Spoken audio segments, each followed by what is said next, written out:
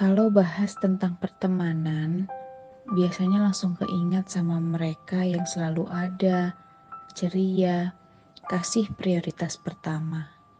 Tenang, kamu gak sendirian kok. Aku juga sekarang lagi ngalamin hal itu. Capek ya minggu-minggu ini. Hehehe, gak apa-apa kok. Apapun rasa yang lagi kalian hadapi, semoga menjadi cara kalian untuk menuju lebih baik lagi. Aku dan rekan-rekanku mendapat tugas untuk membuat salah satu konten YouTube dan setelah kita rembukan, akhirnya kita mengambil tema narasi ini. Walaupun simple, tapi semoga berkenan ya di hari kalian. Oke, kita mulai aja ya.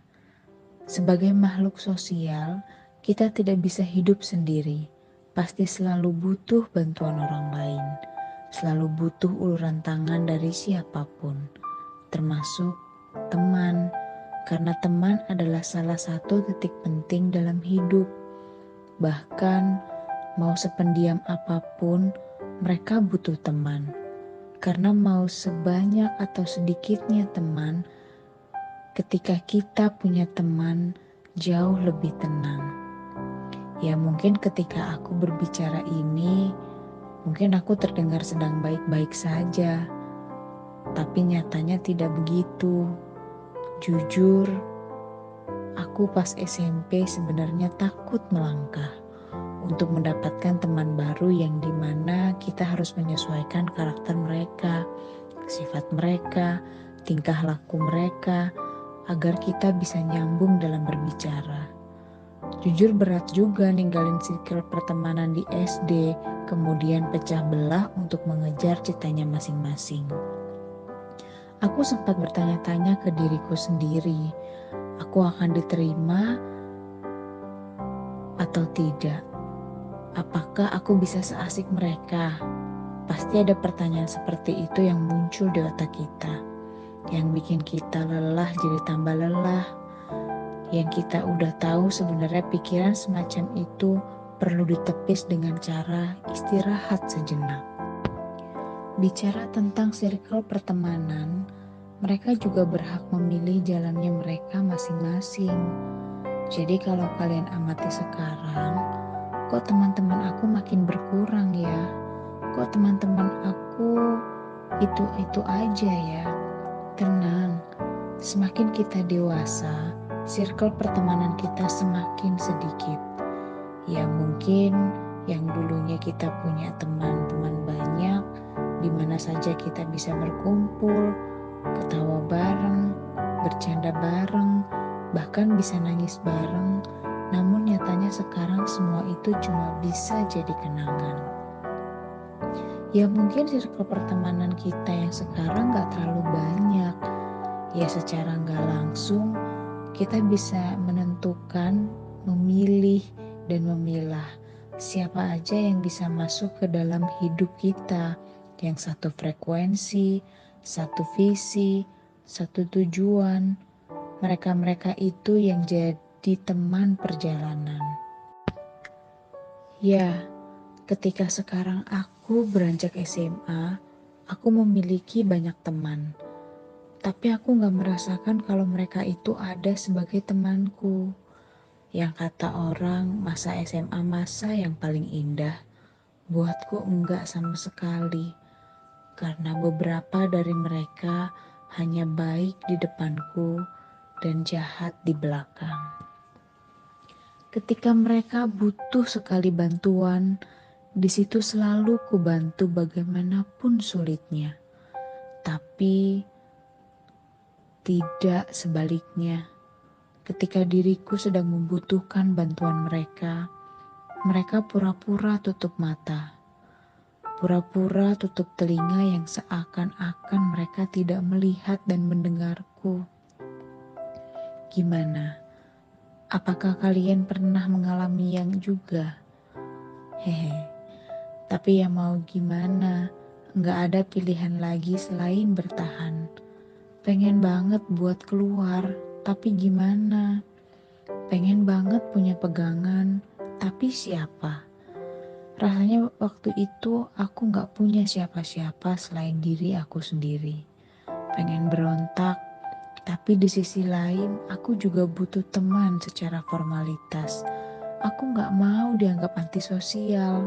Sampai di satu tahap bahwa fungsi teman lebih besar dari apa yang aku bayangkan selama ini. Hampir tiap hari bertahan untuk menerjang kerasnya hidup bareng mereka. Nggak bisa dipungkiri, support sistemnya mereka powernya bisa hebat banget.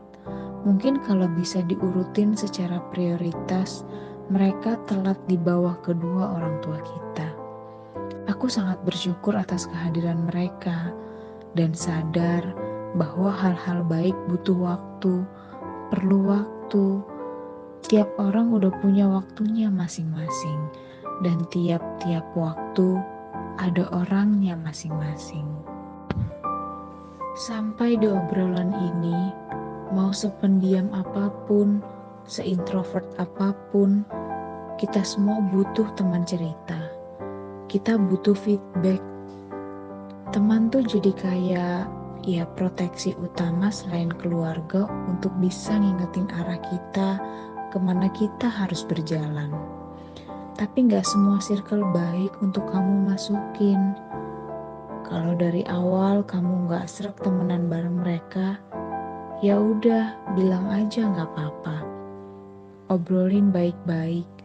Siapa tahu dia bisa ngertiin, jadi lebih open dan lebih baik, lebih pengertian sama kamu.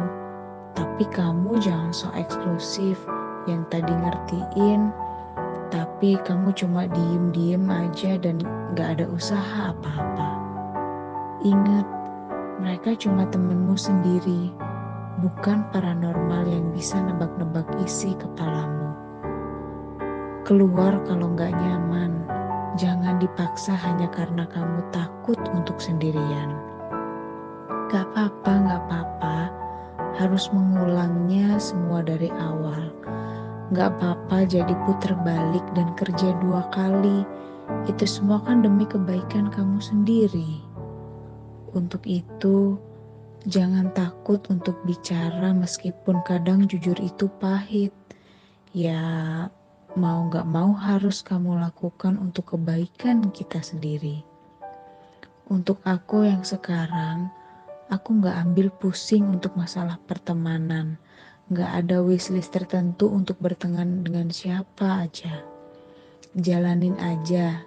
Yang tahu antara nyaman dan terjebak kita sendiri, bukan orang lain. Cuma kita yang bisa rasain itu semua.